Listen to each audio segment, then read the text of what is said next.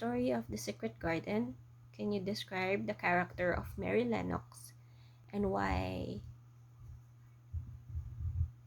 she has that kind of attitude?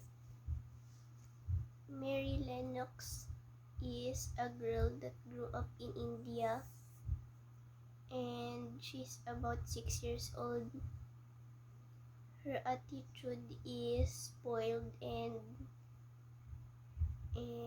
careless to other people because she's used to having servants all the time, and the servants give just give her everything she wants. And her parents also doesn't love her that much because her parents wanted a boy, but Mm-hmm. Mary Lennox is a girl. Mm-hmm. That's it.